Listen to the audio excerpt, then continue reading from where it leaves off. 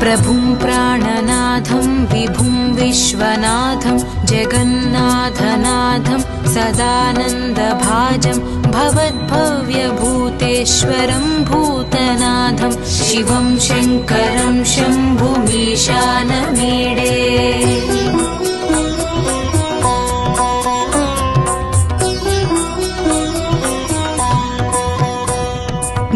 गळेरुण्डमालं तनौ सर्पजालं महाकालकालं गणेशादिपालं जटाजूटगङ्गोत्तरं गैर्विशालं शिवं शङ्करं शम्भुमीशानमीडे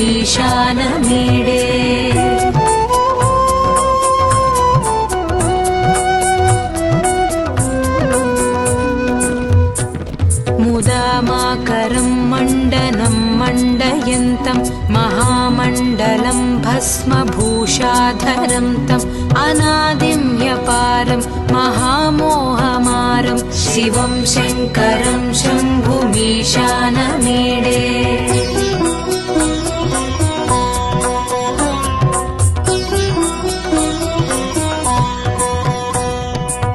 वटाधोनिवासं महाटाट्टहासं महापापनाशं सदा सुप्रकाशं गिरीशं गणेशं सुरेशं महेशं शिवं शङ्करं शम्भुमीशानमीडे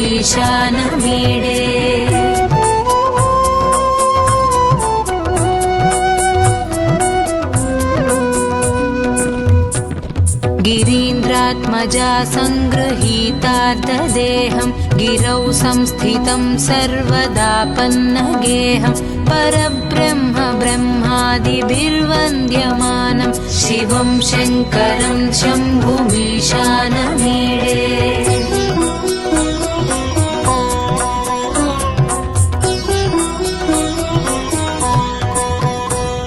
कपालं त्रिशूलं कराभ्यां दधानं पदाम्भोजनं रायकामं ददानं बलिवर्धमानं सुराणां प्रधानं शिवं शङ्करं शम्भुमीशानमीडे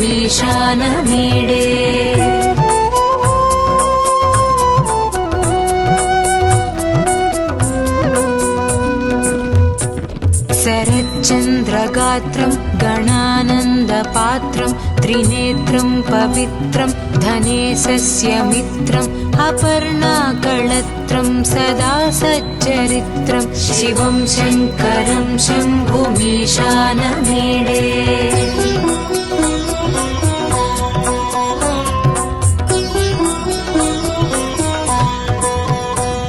हरं सर्पहारं चिताभूविहारं भवं वेदसारं सदा निर्विकारं श्मशाने वसन्तं मनोजं दहन्तं शिवं शङ्करं शम्भुमीशानमीडे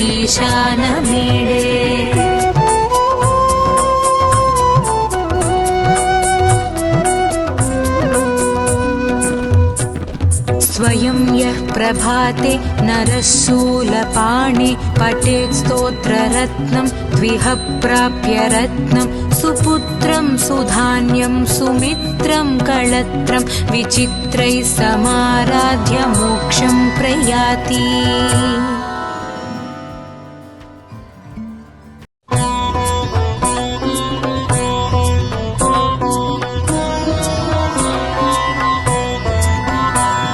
प्रभुं प्राणनाथं विभुं विश्वनाथं जगन्नाथनाथं सदानन्दभाजं भवद्भव्यभूतेश्वरं भूतनाथं शिवं शङ्करं शम्भुमीशानमीडे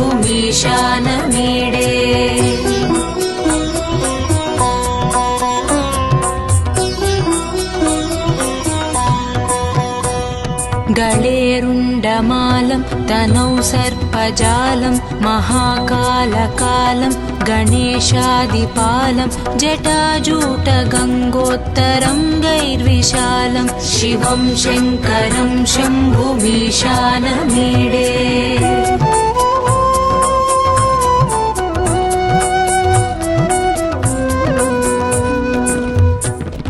मुदामाकरं मण्डनं मण्डयन्तं महामण्डलं भस्मभू भस्मभूषाधरं तम् अनादिं ह्यपारं महामोहमारं शिवं शङ्करं शम्भुमीशानमीडे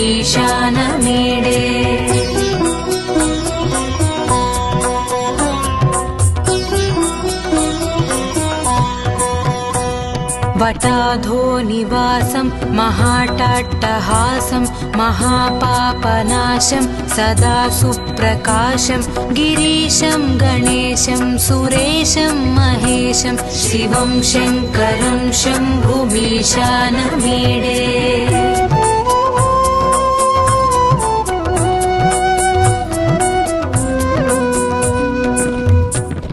गिरीन्द्रात्मजा सङ्गृहीतार्धदेहं गिरौ संस्थितं सर्वदापन्नगेहं परब्रह्म ब्रह्मादिभिर्वन्द्यमानं शिवं शङ्करं शम्भुमीशानमीडे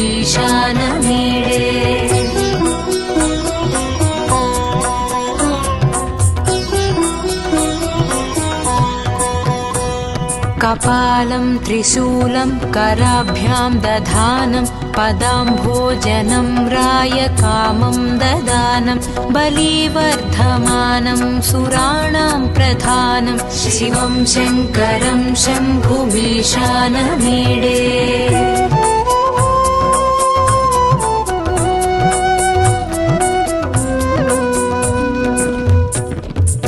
शरच्चन्द्रगात्रं गणानन्दपात्रं त्रिनेत्रं पवित्रं धनेशस्य मित्रम् अपर्णाकळत्रं सदा सच्चरित्रं शिवं शङ्करं शम्भुमीशानमीडे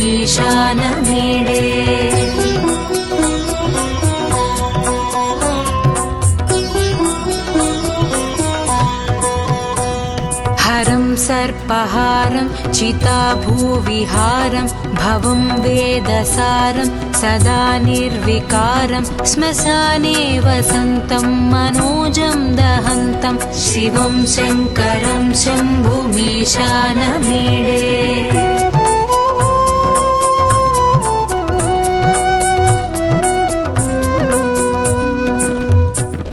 स्वयं यः प्रभाते नरः शूलपाणे पठेत् स्तोत्ररत्नं द्विह प्राप्य रत्नं सुपुत्रं सुधान्यं सुमित्रं कळत्रं विचित्रैः समाराध्य मोक्षं प्रयाति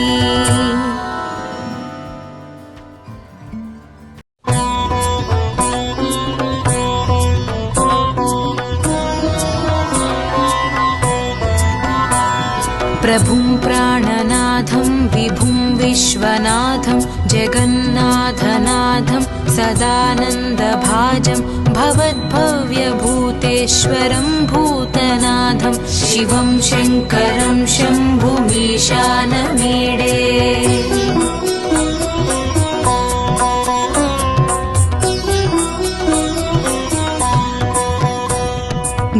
गळेरुण्डमालं तनौ सर्पजालं महाकालकालं गणेशादिपालं जटाजूटगङ्गोत्तरङ्गैर्विशालं शिवं शङ्करं शम्भुमीशानमीडे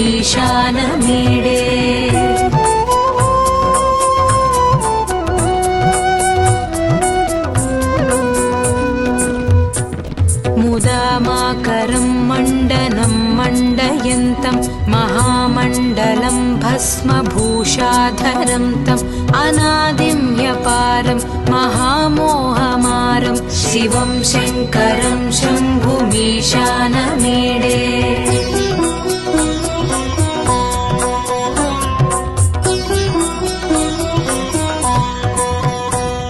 वटाधो निवासं महाटाट्टहासं महापापनाशं सदा सुप्रकाशं गिरीशं गणेशं सुरेशं महेशं शिवं शङ्करं शम्भुमीशानमीडे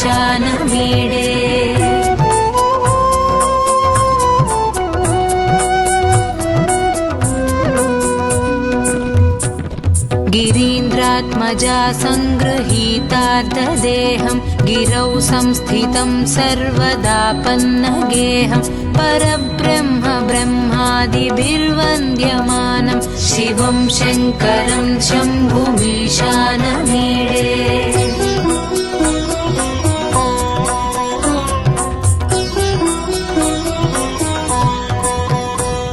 कपालं त्रिशूलं कराभ्यां दधानं पदाम्भोजनं रायकामं ददानं बलिवर्धमानं सुराणां प्रधानं शिवं शङ्करं शम्भुमीशानमीडे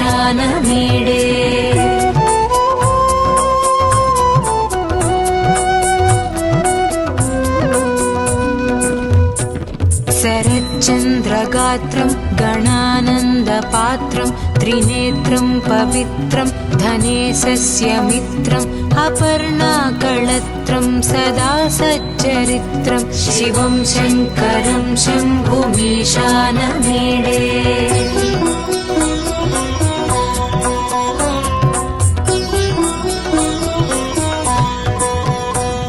हरं सर्पहारं चिताभूविहारं भवं वेदसारं सदा निर्विकारं श्मशाने वसन्तं मनोजं दहन्तं शिवं शङ्करं शम्भुमीशानमीडे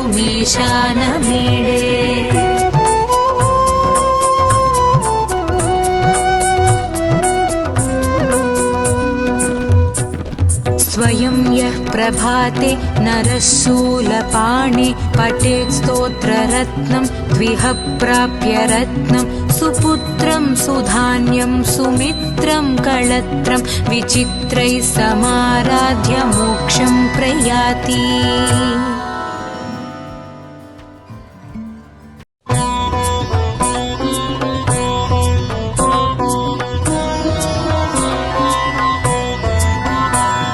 प्रभुं प्राणनाथं विभुं विश्वनाथं जगन्नाथनाथं सदानन्दभाजं भवद्भव्यभूतेश्वरं भूतनाथं शिवं शङ्करं शम्भुमीशानमीडे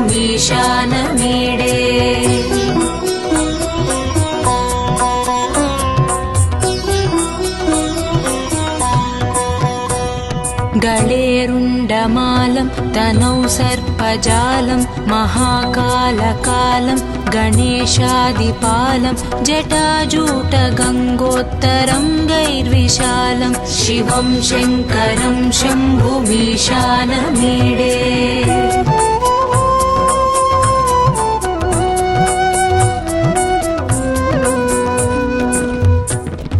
मुदामाकरं मण्डनं मण्डयन्तं महामण्डलं भस्मभूषाधरं तम् अनादिं ह्यपारं महामोहमारं शिवं शङ्करं शम्भुमीशानमीडे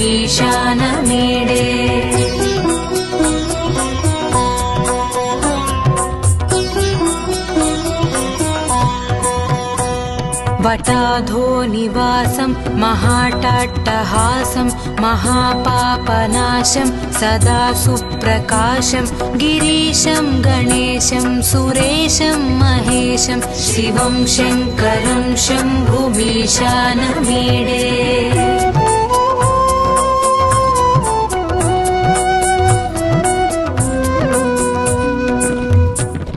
गिरीन्द्रात्मजा सङ्गृहीतार्धदेहं गिरौ संस्थितं सर्वदापन्नगेहं परब्रह्म ब्रह्मादिभिर्वन्द्यमानं शिवं शङ्करं शम्भुमीशानमीडे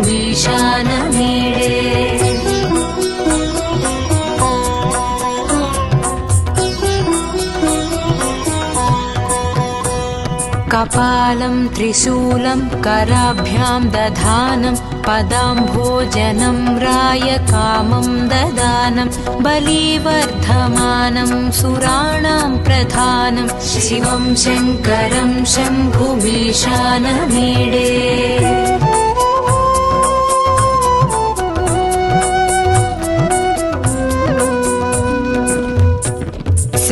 शरच्चन्द्रगात्रं गणानन्दपात्रं त्रिनेत्रं पवित्रं धनेशस्य मित्रम् अपर्णाकळत्रं सदा सच्चरित्रं शिवं शङ्करं शम्भुमीशानमीडे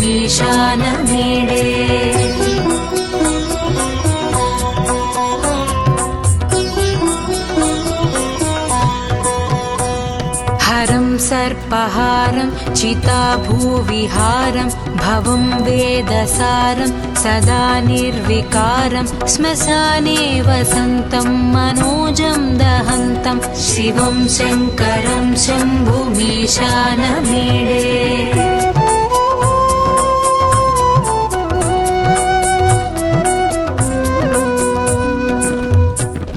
स्वयं यः प्रभाते नरः शूलपाणे पठेत् स्तोत्ररत्नं द्विह प्राप्य रत्नं सुपुत्रं सुधान्यं सुमित्रं कळत्रं विचित्रैः समाराध्य मोक्षं प्रयाति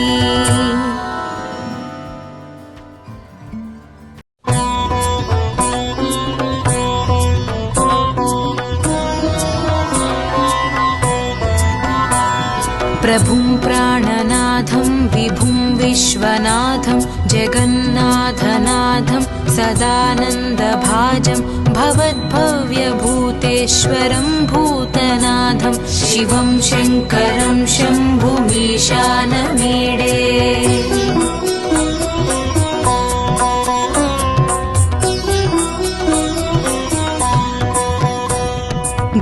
गळेरुण्डमालं तनौ सर्पजालं महाकालकालं गणेशादिपालं जटाजूटगङ्गोत्तरङ्गैर्विशालं शिवं शङ्करं शम्भुमीशानमीडे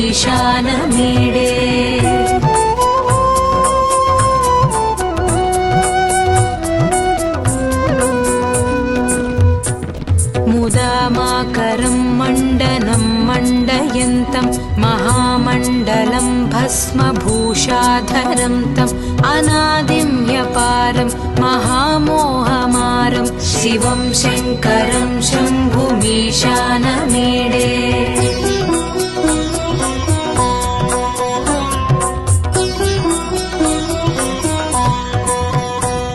वटाधो निवासं महाटाट्टहासं महापापनाशं सदा सुप्रकाशं गिरीशं गणेशं सुरेशं महेशं शिवं शङ्करं शम्भुमीशानमीडे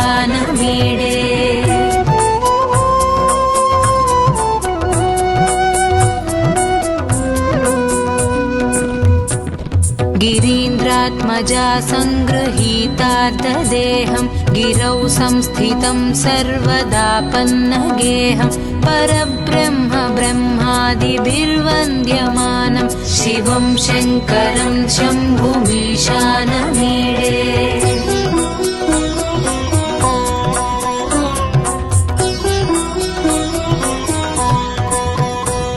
कपालं त्रिशूलं कराभ्यां दधानं पदाम्भोजनं रायकामं ददानं बलिवर्धमानं सुराणां प्रधानं शिवं शङ्करं शम्भुमीशानमीडे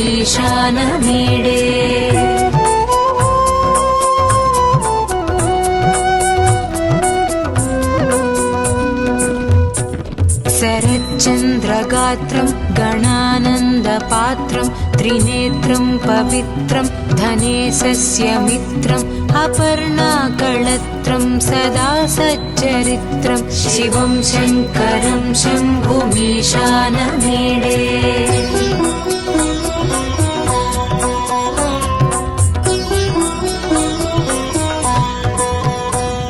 हरं सर्पहारं चिताभूविहारं भवं वेदसारं सदा निर्विकारं श्मशाने वसन्तं मनोजं दहन्तं शिवं शङ्करं शम्भुमीशानमीडे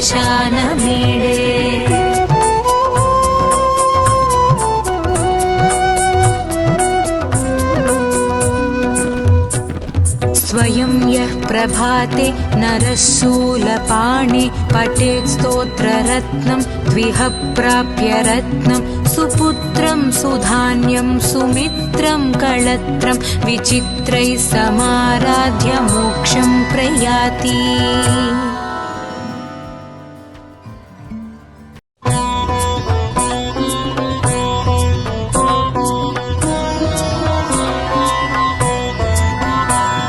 प्रभुं प्राणनाथं विभुं विश्वनाथं जगन्नाथनाथं सदानन्दभाजं भवद्भव्यभूतेश्वरं भूतनाथं शिवं शङ्करं शम्भुमीशानमीडे।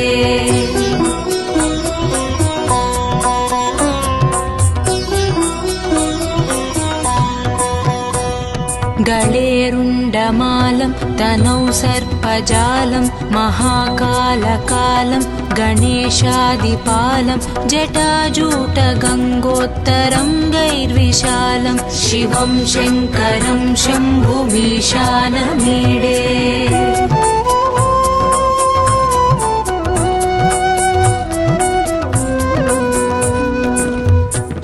मुदामाकरं मण्डनं मण्डयन्तं महामण्डलं भस्मभूषाधरं तम् अनादिं ह्यपारं महामोहमारं शिवं शङ्करं शम्भुमीशानमीडे।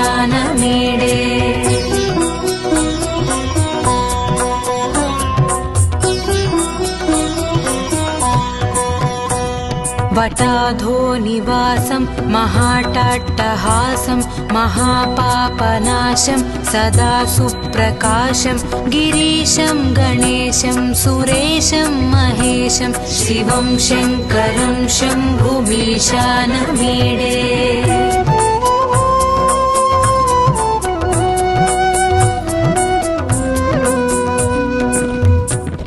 गिरीन्द्रात्मजा सङ्गृहीतार्धदेहं गिरौ संस्थितं सर्वदापन्नगेहं परब्रह्म ब्रह्मादिभिर्वन्द्यमानं शिवं शङ्करं शम्भुमीशानमीडे।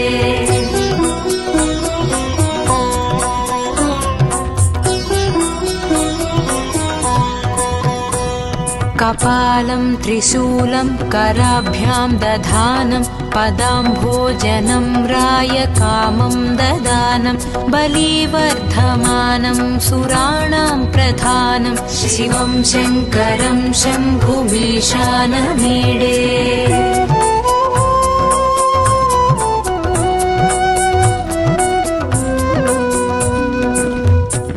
शरच्चन्द्रगात्रं गणानन्दपात्रं त्रिनेत्रं पवित्रं धनेशस्य मित्रम् अपर्णाकळत्रं सदा सच्चरित्रं शिवं शङ्करं शम्भुमीशानमीडे।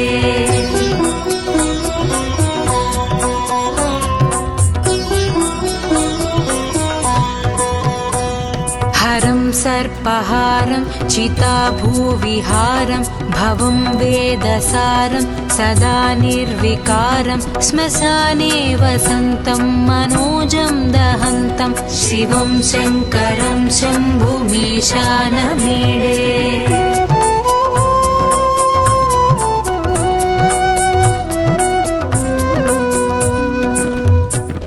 स्वयं यः प्रभाते नरशूलपाणि पठेत् स्तोत्ररत्नं द्विह प्राप्य रत्नं सुपुत्रं सुधान्यं सुमित्रं कळत्रं विचित्रैः समाराध्य मोक्षं प्रयाति।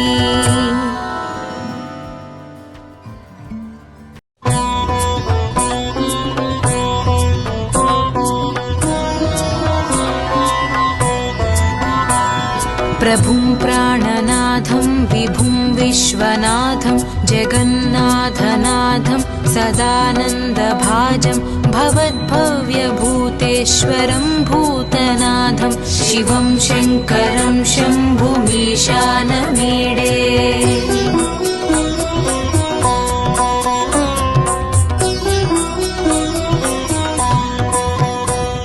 गळेरुण्डमालं तनौ सर्पजालं महाकालकालं गणेशादिपालं जटाजूटगङ्गोत्तरं गैर्विशालं शिवं शङ्करं शम्भुमीशानमीडे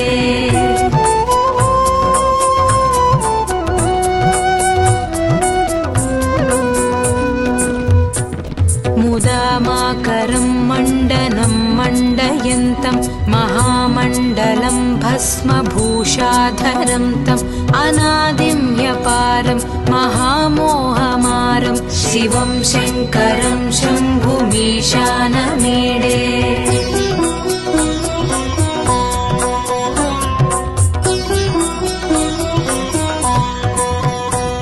वटाधो निवासं महाटाट्टहासं महापापनाशं सदा सुप्रकाशं गिरीशं गणेशं सुरेशं महेशं शिवं शङ्करं शम्भुमीशानमीडे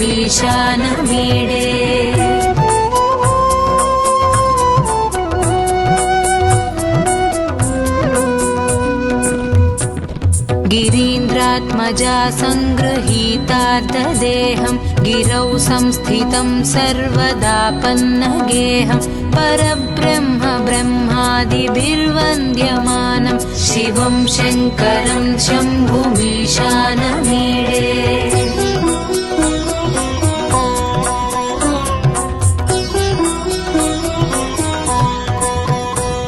कपालं त्रिशूलं कराभ्यां दधानं पदाम्भोजनं रायकामं ददानं बलिवर्धमानं सुराणां प्रधानं शिवं शङ्करं शम्भुमीशानमीडे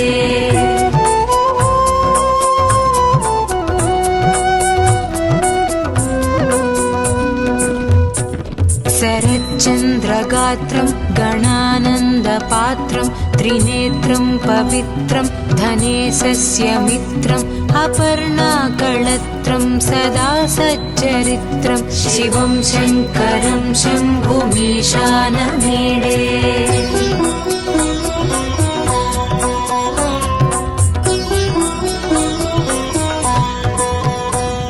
हरं सर्पहारं चिताभूविहारं भवं वेदसारं सदा निर्विकारं श्मशाने वसन्तं मनोजं दहन्तं शिवं शङ्करं शम्भुमीशानमीडे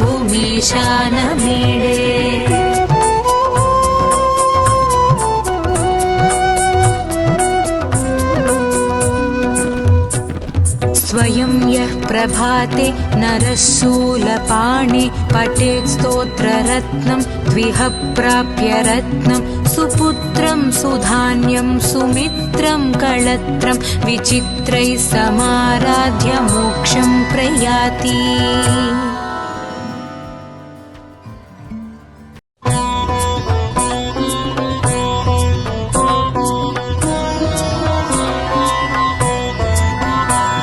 प्रभुं प्राणनाथं विभुं विश्वनाथं जगन्नाथनाथं सदानन्दभाजं भवद्भव्यभूतेश्वरं भूतनाथं शिवं शङ्करं शम्भुमीशानमीडे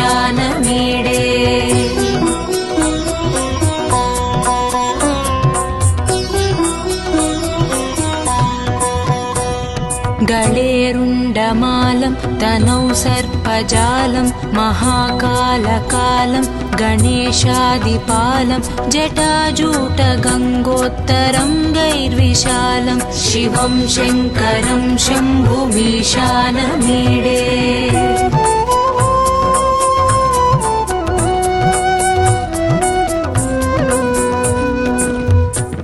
मुदामाकरं मण्डनं मण्डयन्तं महामण्डलं भस्मभूषाधरं तम् अनादिं ह्यपारं महामोहमारं शिवं शङ्करं शम्भुमीशानमीडे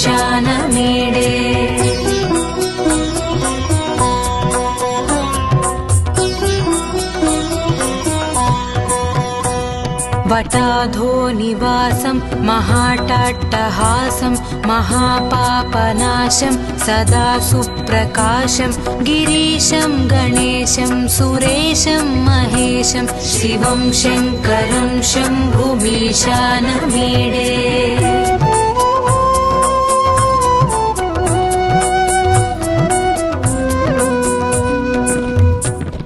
गिरीन्द्रात्मजा सङ्गृहीतार्धदेहं गिरौ संस्थितं सर्वदापन्नगेहं परब्रह्म ब्रह्मादिभिर्वन्द्यमानं शिवं शङ्करं शम्भुमीशानमीडे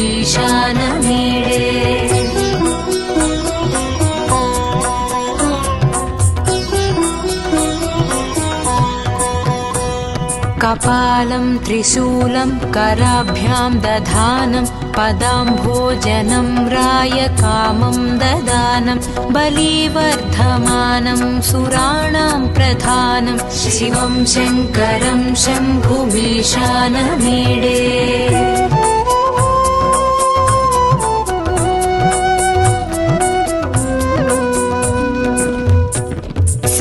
शरच्चन्द्रगात्रं गणानन्दपात्रं त्रिनेत्रं पवित्रं धनेशस्य मित्रम् अपर्णाकळत्रं सदा सच्चरित्रं शिवं शङ्करं शम्भुमीशानमीडे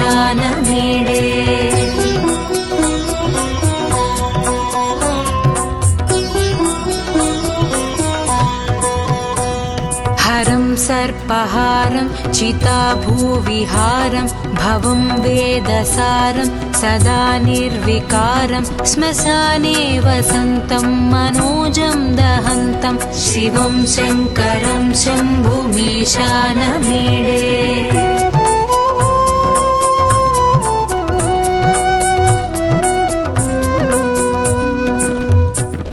स्वयं यः प्रभाते नरः शूलपाणे पठेत् स्तोत्ररत्नं द्विह प्राप्य रत्नं सुपुत्रं सुधान्यं सुमित्रं कळत्रं विचित्रैः समाराध्य मोक्षं प्रयाति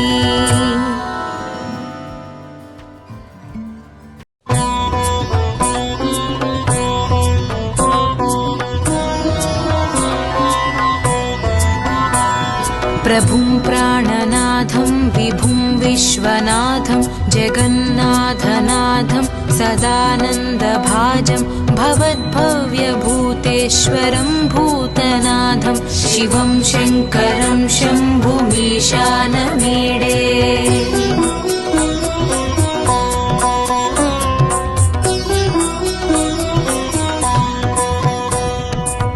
गळेरुण्डमालं तनौ सर्पजालं महाकालकालं गणेशादिपालं जटाजूटगङ्गोत्तरङ्गैर्विशालं शिवं शङ्करं शम्भुमीशानमीडे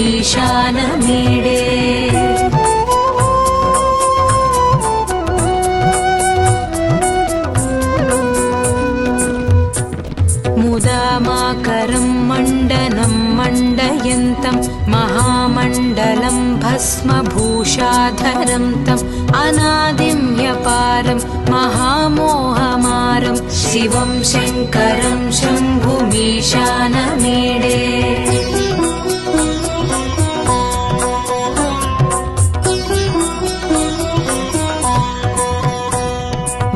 वटाधोनिवासं महाटाट्टहासं महापापनाशं सदा सुप्रकाशं गिरीशं गणेशं सुरेशं महेशं शिवं शङ्करं शम्भुमीशानमीडे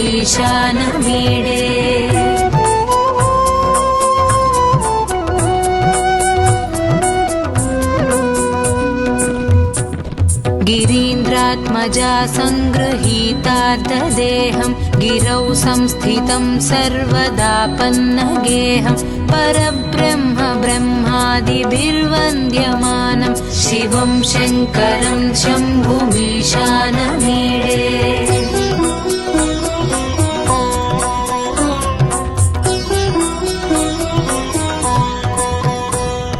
कपालं त्रिशूलं कराभ्यां दधानं पदाम्भोजनं रायकामं ददानं बलिवर्धमानं सुराणां प्रधानं शिवं शङ्करं शम्भुमीशानमीडे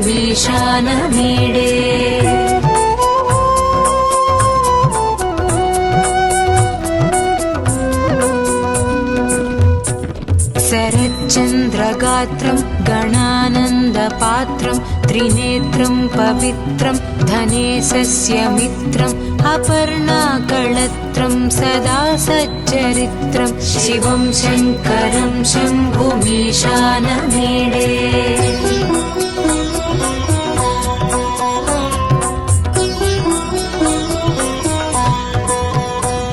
हरं सर्पहारं चिताभूविहारं भवं वेदसारं सदा निर्विकारं श्मशाने वसन्तं मनोजं दहन्तं शिवं शङ्करं शम्भुमीशानमीडे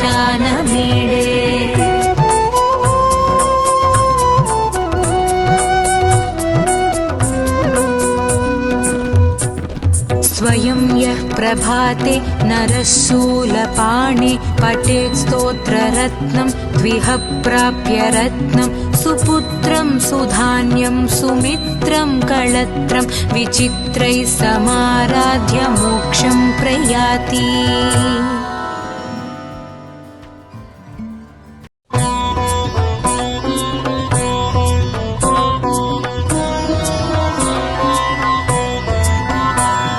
प्रभुं प्राणनाथं विभुं विश्वनाथं जगन्नाथनाथं सदानन्दभाजं भवद्भव्यभूतेश्वरं भूतनाथं शिवं शङ्करं शम्भुमीशानमीडे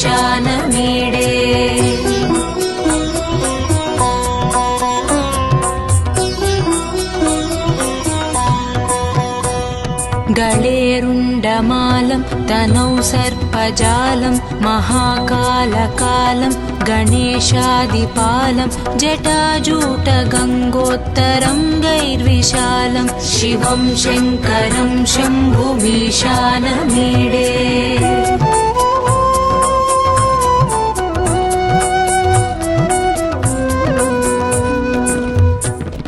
मुदामाकरं मण्डनं मण्डयन्तं महामण्डलं भस्मभूषाधरं तम् अनादिं ह्यपारं महामोहमारं शिवं शङ्करं शम्भुमीशानमीडे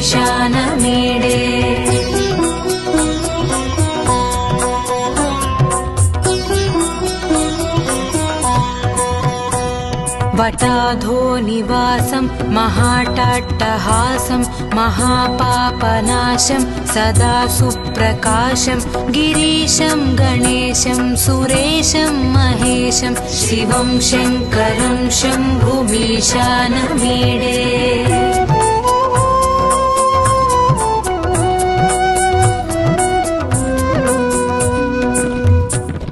गिरीन्द्रात्मजा सङ्गृहीतार्धदेहं गिरौ संस्थितं सर्वदापन्नगेहं परब्रह्म ब्रह्मादिभिर्वन्द्यमानं शिवं शङ्करं शम्भुमीशानमीडे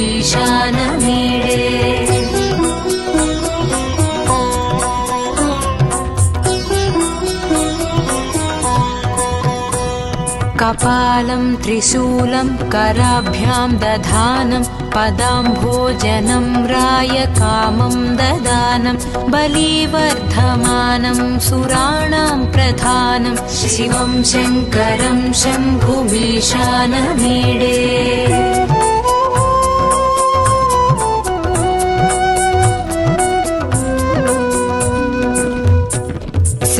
शरच्चन्द्रगात्रं गणानन्दपात्रं त्रिनेत्रं पवित्रं धनेशस्य मित्रम् अपर्णाकळत्रं सदा सच्चरित्रं शिवं शङ्करं शम्भुमीशानमीडे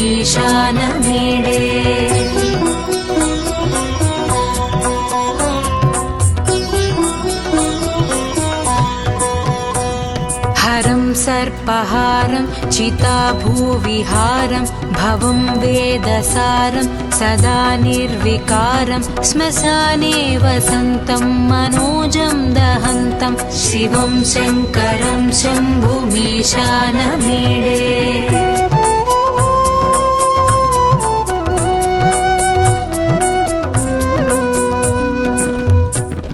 स्वयं यः प्रभाते नरः शूलपाणे पठेत् स्तोत्ररत्नं द्विह प्राप्य रत्नं सुपुत्रं सुधान्यं सुमित्रं कळत्रं विचित्रैः समाराध्य मोक्षं प्रयाति।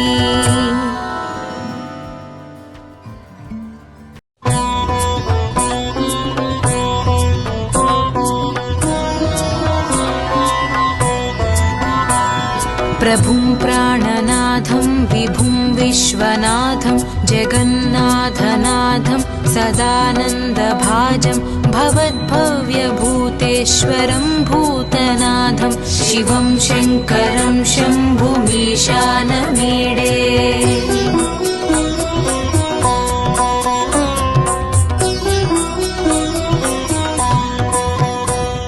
गळेरुण्डमालं तनौ सर्पजालं महाकालकालं गणेशादिपालं जटाजूटगङ्गोत्तरं गैर्विशालं शिवं शङ्करं शम्भुमीशानमीडे।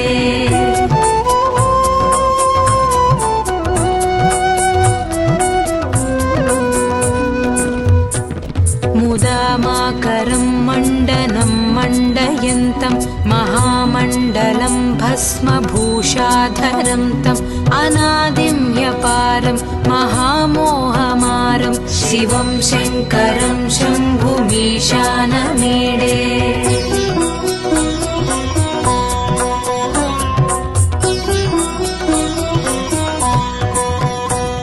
वटाधो निवासं महाटाट्टहासं महापापनाशं सदा सुप्रकाशं गिरीशं गणेशं सुरेशं महेशं शिवं शङ्करं शम्भुमीशानमीडे।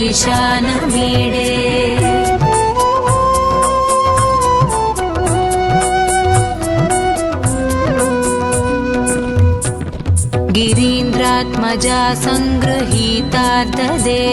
गिरौ संस्थितं सर्वदापन्नगेहं परब्रह्म ब्रह्मादिभिर्वन्द्यमानं शिवं शङ्करं शम्भुमीशानमीडे।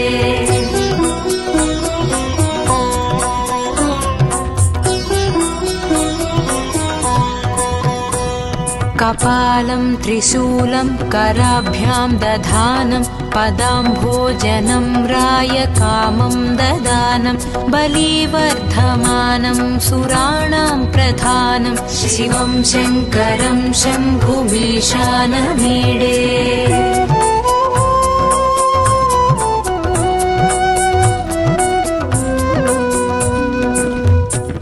शरच्चन्द्रगात्रं गणानन्दपात्रं त्रिनेत्रं पवित्रं धनेशस्य मित्रम् अपर्णाकळत्रं सदा सच्चरित्रं शिवं शङ्करं शम्भुमीशानमीडे।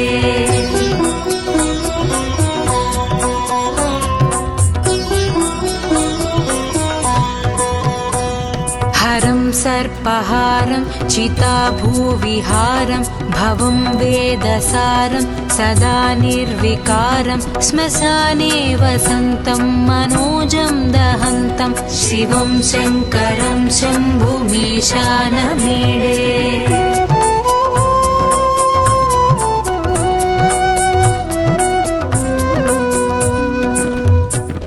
स्वयं यः प्रभाते नरः शूलपाणे पठेत् स्तोत्ररत्नं द्विह प्राप्य रत्नं सुपुत्रं सुधान्यं सुमित्रं कळत्रं विचित्रैः समाराध्य मोक्षं प्रयाति।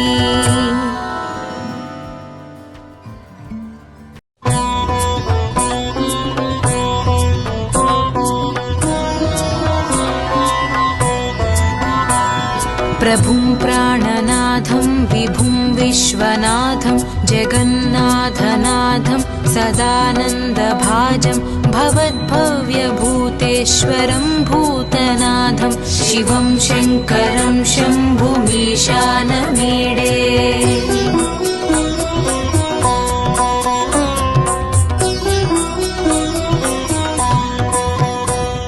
गळेरुण्डमालं तनौ सर्पजालं महाकालकालं गणेशादिपालं जटाजूटगङ्गोत्तरङ्गैर्विशालं शिवं शङ्करं शम्भुमीशानमीडे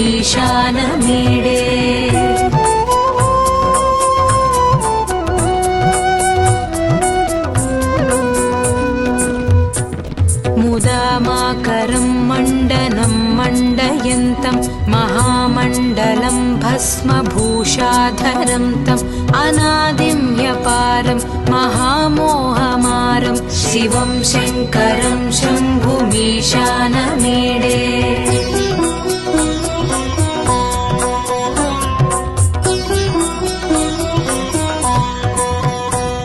वटाधो निवासं महाटाट्टहासं महापापनाशं सदा सुप्रकाशं गिरीशं गणेशं सुरेशं महेशं शिवं शङ्करं शम्भुमीशानमीडे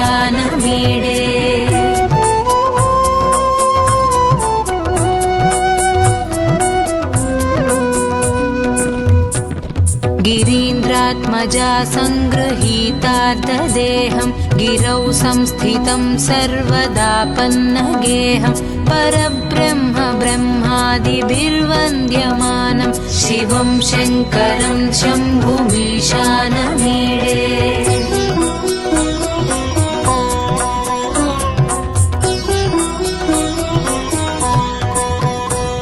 कपालं त्रिशूलं कराभ्यां दधानं पदाम्भोजनं रायकामं ददानं बलिवर्धमानं सुराणां प्रधानं शिवं शङ्करं शम्भुमीशानमीडे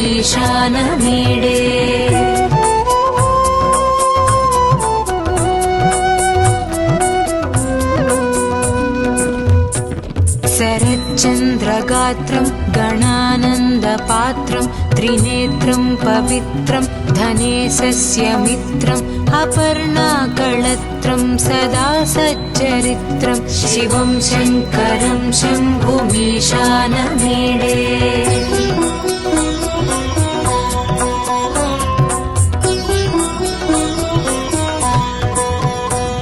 हरं सर्पहारं चिताभूविहारं भवं वेदसारं सदा निर्विकारं श्मशाने वसन्तं मनोजं दहन्तं शिवं शङ्करं शम्भुमीशानमीडे